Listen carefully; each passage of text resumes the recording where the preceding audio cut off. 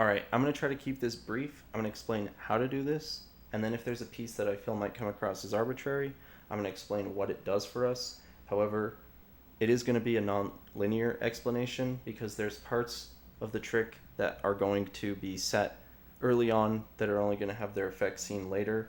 So I'll try to say this is important for later, and then when we get to it, I'll try to say, this is why we did this thing earlier. But for that reason, try to watch the whole video. Don't stop and try to figure things out partway through and get frustrated because it's not working properly. You got to see the whole picture first. So briefly, I'll just say our life counter is going to be our forward speed. Our star counter is going to be our Y speed, which is our speed in the vertical direction. Our input's going to show on com. It's going to show the combination of the direction I'm pointing and also the values. And then memory, here I have set my angle. So on English, this is the value I use. Somebody might say there's a better value. I think there's a preset on a lot of newer Uzumune versions that has the angle value put in on English, and it's different than this number. You just want to make sure you have the angle value. And I'll put the Japanese value on screen. So let's begin. So when we enter the basement, we're going to hear the door close behind us. So while we're waiting for that, let's hold up right notch. This is probably the most arbitrary thing. I don't know if this affects things if you're not holding up right notch, but it gets us ready for the movement we're going to do. And I don't know if it affects things, so it's what I do. So I would say to just do that to avoid some random seeming issue. So once the door click happens, we're going to press R, C down, and C right simultaneously. This is Bonova Cam. This camera helps make sure that the angle setup doesn't break, because there's an issue with the angle setup without this. So we're going to just run immediately to this rail. Don't run over here. There's no reason to come over here. I see this a lot. People think we're holding up right notch, so we need to come over here somewhere. Nope, don't do that. Just wait for that door click, press those 3 camera buttons, and then come up to this handrail. Alright, so once we are here, we're going to see this. We're going to go see up. It still doesn't look good at all, but we shimmy and the camera rotates behind us. So try to start a little below where you want to be. Actually, no, it doesn't matter. Just come over here, shimmy, go see up and shimmy, and then look between his heels. You can see the edge of the tile floor. If you're on emulator, his shadow is going to be on the tile floor rather than on the top step. So it's going to be harder to see, but you're going to try to make sure that the edge of the tile floor is between his left heel and his center. If it's farther to the right than that, then Mario is standing too far to the left, so make him go farther right. You could also stand in the tile floor if you're as far left as possible. You saw there, I was already entirely inside the tile floor, but I moved to the left a tiny bit, so there was more room for me to go left. And this is important for the landing after the initial long jump, so we'll explain that in a bit. If you are in a hurry, this is an easy place to lose time, so you can just set an arbitrary spot, and I'll explain what you'll do in response to that. I will say, however, unless you're going for the world record in 0 star, you probably shouldn't do this because it's probably going to decrease your consistency because it's going to be harder to deal with. So let's do it all right here, and we're going to do this. So this is not Gorilla's angle setup. So if we don't do Bonova's camera before this, sometimes what will happen is the camera will fly off to the left. So if that's happening, make sure you're waiting for the door to shut before you press the camera buttons. Whatever's going wrong, something's going wrong. So try to fix that. What we're gonna do is C down, up notch when the camera's about halfway through, and then Z as well. and then rotate to upright. So when I say halfway through, like when the camera's halfway back in this animation, you see, we're gonna go up notch and Z. We're gonna go into that crawl. And we only are gonna hold up notch for like a frame. We're not gonna actually hold it. We're just gonna rotate to upright immediately. And we're gonna hold upright for 3 to 4 frames, I believe it is. And we have a 2-frame window, which is nice because I think every other angle has a 1-frame window. And we will have our angle set. So hold upright for 3 or 4 frames and then let go. Just go stick neutral. And you'll see this number a fair amount. I think this is the 3 frames of upright number most of the time. The number that you see before you turn around can be, you know, a lot of different values. It doesn't matter. When we hold down notch, Mario takes on one of the camera's values, so it's always going to be the same if we do this setup correctly. 49040. You see this, what is this, 8436? It's still 49040. So just get used to 3 or 4 frames. If you do 2 frames, we get this, the 121. That's too small. If you do more frames, you know, you'll get some smaller number, which indicates you have a wider angle. So just practice upright. Oh, see, I did 2 there. And then let go. And yeah, that's the angle.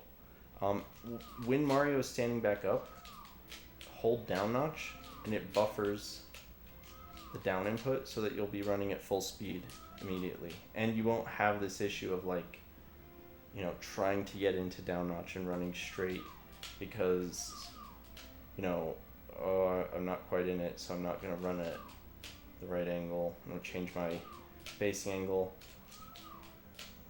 You're just already in down notch as soon as you can move. And then you're going to long jump about here. Like right at the edge of the white tile, the light gray tile. If you jump later, if you're too close to the tile floor after you've set your angle, there's an issue where you like jump up onto here and then like you run up here and then jump, and when you land, it'll push Mario down the stairs. So if that's happening, it's because you're too close to the tile floor and or you're jumping too late. And if you jump too early, you know, I guess that wasn't too early. I guess it's rather difficult to go too early. But if you do go too early, you know, you'll see something like that. So try to avoid that. One other thing I will mention is that when you're setting the angle, if the camera's already all the way back and then you rotate, you might get a 49060, which won't be, it's not consistent. So try to do it while the camera's moving back so you get that 49040. Try to long jump in the same spot to try to keep your landing speed as consistent as possible. It's not going to be consistent. There's going to be a few values it can take on, but that's okay. We have a way to deal with that later in the trick. So now, why were we strict about his initial position? Because what we're going to do, look at where he is. He's like very, very close to the tile floor when he lands. So we're going to hold up notch until we land. We're not going to rotate the stick towards the left before we land. We're going to do it after we land. We're going to hold between up and up left notch. We're going to rotate to it after we land and do our first 4 jumps in that angle. The first jump is going to be, you know, like a mid-frame, but the other 3 are going to be 5th frames. And then we're going to rotate to left notch and do 4 4th frames, and then we're going to go rotate to upright and do another 4th frame.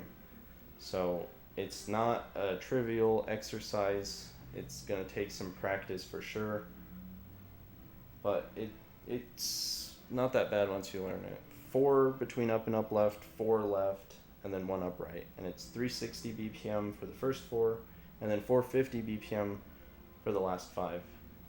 And then I've got this sheet music here. We're going to hear 4 high-pitched notes at 360 BPM. That's going to represent the 4 jumps between up and up left.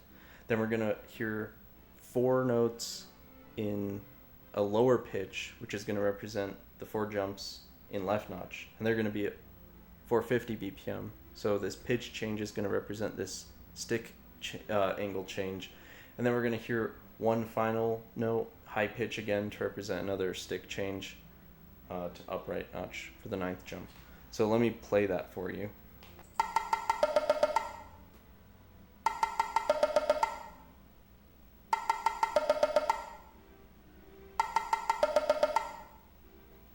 So I'll link this in the description if you want to listen to this. I just wanted to include a little bit of it in this video in case something ever happens to the sheet music. But I hope the explanation of what it is clear enough to where, you know, if you want to make the sheet music too, you can, if that's ever necessary. But anyway, that's the mash. So that's the SBLJ. So there's a lot of pieces, but we're trying to do things that control bits of it for us, like they automatically give us this facing angle. And we have this easy landing, so we don't have to time the up left, which is especially difficult if you're going off notch. And the last thing I'll say, if we had a different initial position that's not ideal like this, then you would just need to actually time the up left again, like what you normally do in SBLJ. Or you could try to like move him over in midair and then land and then rotate after you've landed like that. But yeah, there you go. That's the SBLJ. That's the most complicated part, I would say, but once you learn it, it's not that bad. And I hope I've given you enough explanation to where you can troubleshoot. You know, if you're hitting the fence, you're probably not going to upright notch. If you're popping out off over here early in the mash, you're probably mashing too fast. You might not be holding the right stick angle. It's going to take some practice, so give yourself time to fail a lot and learn. And it's not like it's like trivially easy once you know how to do it. Sometimes you'll get a different value for your landing speed, and so even doing the same mash, you'll end up with a different speed at the wall. But it should still be like a finite number of speeds. You're not going to end up randomly somewhere in a large range, which is what I used to think would happen. It's actually going to be much more discrete. So you're going to want to make sure you do the rhythm as close to like what we've established as possible to help make sure that you're getting this very discrete range. If you don't end up in that range, that's fine. The airBLJ strategy can handle it, but it's going to be a lot easier if you only have a few things that you're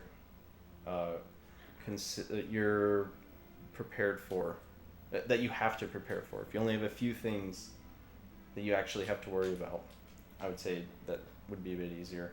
So I don't know how common a low 40 is, but high 40, very common.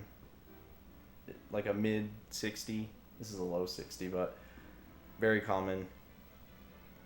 This like high 30. This is more like a mid 30, but very common. And yeah, those are like the main ones you're gonna see. So what do we do with the airBLJs? How do we deal with this? So we're going to do the first airBLJ with Mario's shadow hanging off the edge of the gray tile, like that.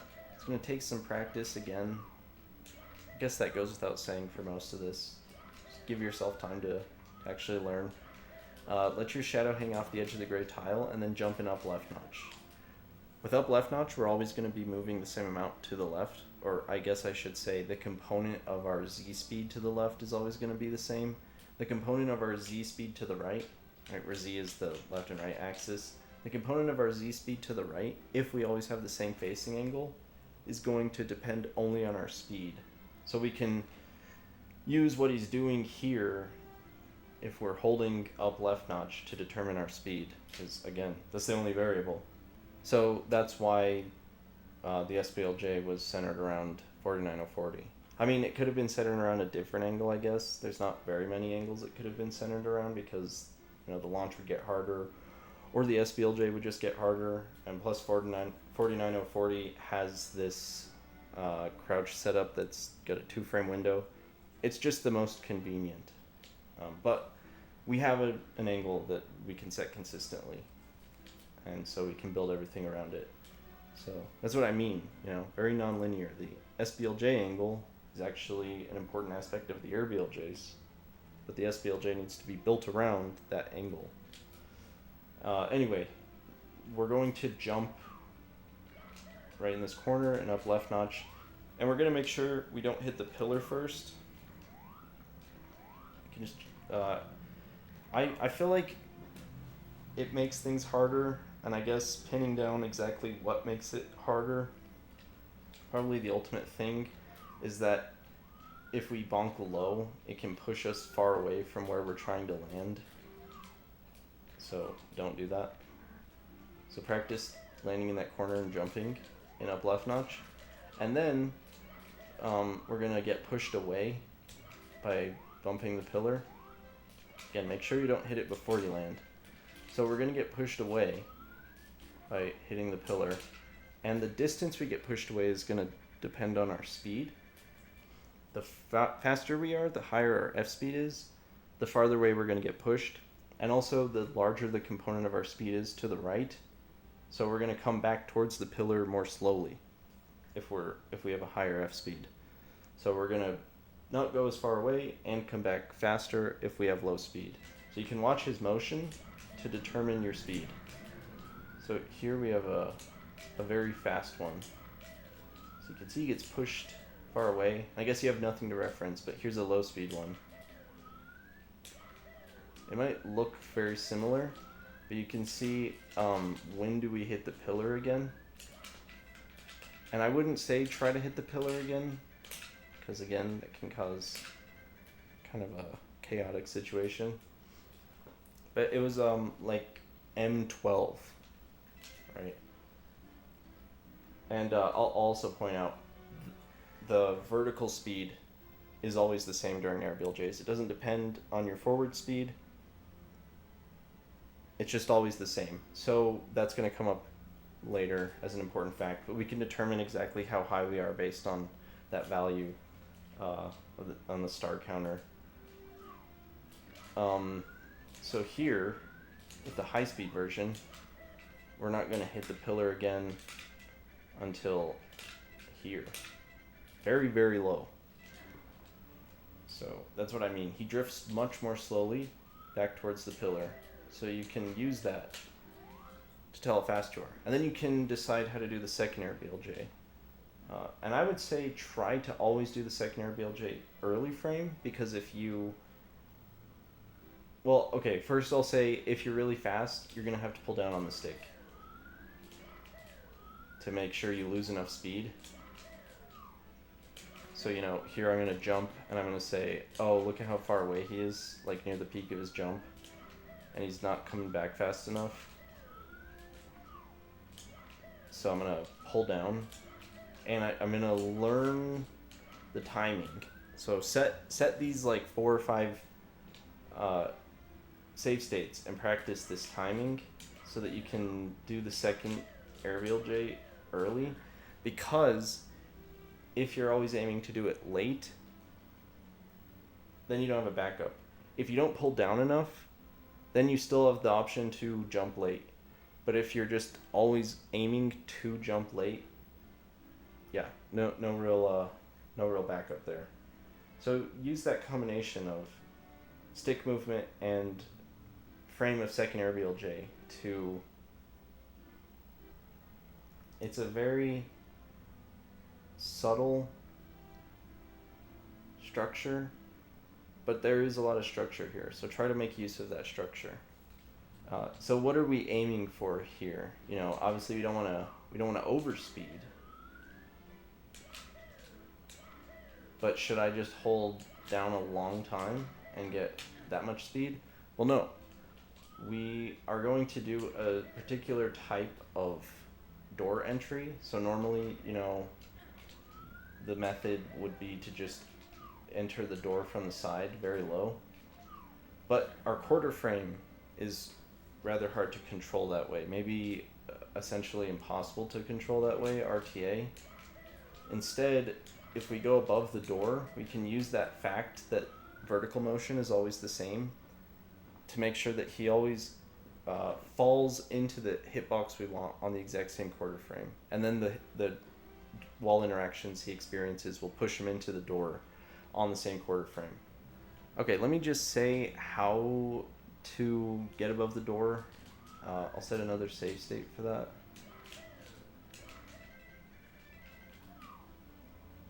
So when we are in midair, you can see this vertical white line. When we touch it, Mario gets pushed over. I'm not shoving him over a ton with my stick. He's touching a hitbox inside the wall that pushes him over automatically. This is the snap is what it's called. Once we snap above the door, we're gonna pull back to the left. That's Phoenix Launch is what that's called. And that is what we were building everything else around. So, you know, we want this particular angle for these airBLJs because we need these airBLJs to get the right speed for Phoenix Launch. Has to be at least 342, I think, the last frame you're outside the hull.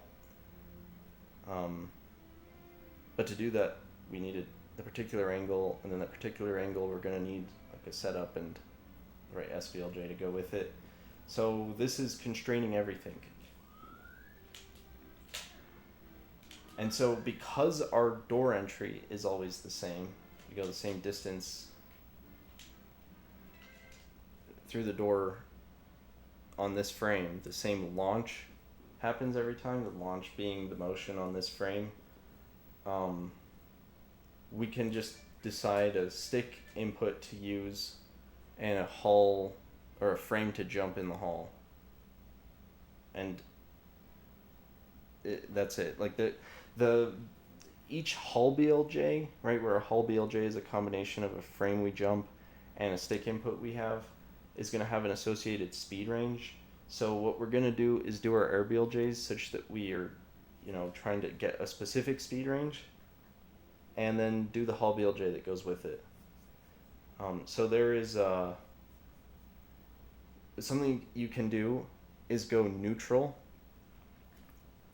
And if you go neutral, your speed in the air, the amount of speed you lose, is about the same as if you were just holding left notch. So you have like these 3 frames in the hull to go neutral, and you won't really it won't really affect your speed. So neutral is a good option if we didn't want to just hold left notch.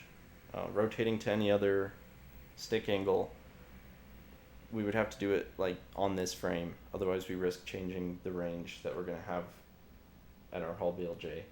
So a neutral jump would be nice, and also a frame that's easy to identify would be nice. And maybe you could say any of them would be with enough practice. But neutral 5th frame has a range of about 349.5 to 362. And the range is the frame before this, the last frame outside the door. That's just the number, that's just the frame I use. The pre-launch speed. But yeah, that's a good range because, like I said, 342 is the minimum, so we're not close to the minimum. We're high enough away to where we don't have to risk potentially not having enough speed, and we're not so high up that it becomes difficult to reach the speeds. So it's this nice middle of what's possible for Phoenix Launch range, and it's a fairly large range. You know, there's a lot of values in there. And one other thing if we do the 5th frame jump, sometimes he'll brush the fire C entrance, like that. Oops. And if we press Z on the right frame, he'll ground pound into fire C. So yeah, that's the whole BLJ. And then the last bit I'll talk about is just figuring out what's going wrong. So here, you can see I'm extremely fast. Like I said, 362 is like the speed that we should be aiming for. So I probably did my second airBLJ too early. If I'm doing like a 330 something, I probably want to do my second jump mid-frame. I don't want to pull down at all, really. I don't want to do it too late. This might be too late. I don't think this is possible. I did it too late. I'm one value off.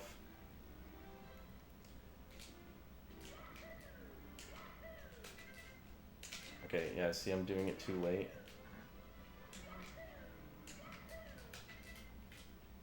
Wow. I think this is worth noting because this is making this apparent. Try to do your mash the same because you can see being off by a few values. I'm not as used to that. Normally I get more like a high 230. So when I have my low speed case, I think, oh, I should do a mid frame, but clearly in this case, don't do a mid frame. Well, maybe I am doing a mid frame and I can't tell, but it looks like a little bit earlier is fine. Maybe even needed. And yeah, set multiple airBLJ save states so that you can learn these in between situations as well. Learn their time. Whoops. You see how I got pushed over? Learn their timing. Wow, these are all 6th frames. That was the 4th frame. Yeah. Anyway. Practice that actual motion for the 5th frame. And then once you're behind the DDD, just hold down notch. And then I long jump, and then I go neutral. And then I hold up and dive. It doesn't really matter. It's for, try to do it in an ideal way to save time. You don't want to do like oops. Oh no, back to these 6th frames. I feel like, shoot, I'm so used to doing this. In the past, we would do that, and that is not as fast. So, yeah, just try to be ideal, but don't like enter DDD from the back. Try to do it on purpose. Don't mess up all that good work. But yeah, I think that's it. I think that's all I want to say. I guess there was text if I forgot something that I felt was important to say. But yeah, there it is. If you have any questions, please let me know. Any ideas, please let me know. I guess I'll say the speed, you should expect maybe like a low 12 for the X-Cam, which is like a 1.5 seconds behind the 0-star world records DDD skip. But with a ground pound, you save 44 frames, which is 1 frame less than a 1.5 seconds. So you make all that time save back up. So even if you're going for a world record, you YOLO, maybe sometimes you get like a 10.7, but most of the time you get 1 star. Here, sometimes you'll get 10.7 if you're going for the ground pound, but most of the time you'll still get 0 star just with a 1.5 seconds time loss. Is that worth it? Maybe not at the world record level if you're a world record contender, but I think for everybody else it's good, it's fine. You decide for yourself. And comparing it to door strats, I think like an 18 about was pretty typical because SBLJs were slower for door strats, so there were more airBLJs. Maybe you could say it drops down as low as like a 16, but still, you know, even at a 16 it'd be like almost 4 seconds of time save. But 16 is like the average of the 10x DDD skip world record. It's very fast. So I would anticipate this being a time save for most people. If they were YOLOing, it might be a slight time loss, but it should be a consistent thing. You know, again, take a look at the 10x PB. I'm essentially doing exactly this. I spent the last month trying to understand this better compared to what's in the 10x PB, but the 10x PB is essentially exactly what we discussed here, and you can see how consistent it is. Even my initial position wasn't as it wasn't on the top of the tile floor for a lot of it, and it was still very consistent. So yeah, sorry this went a bit longer than I would have liked, but I hope I explained everything well. And I'm moving the chair while I'm still talking. Yeah. What a journey, right? What a journey, guys. Here, let's have a little celebratory.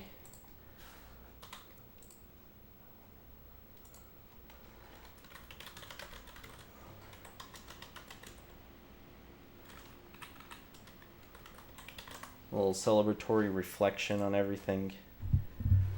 I'd like to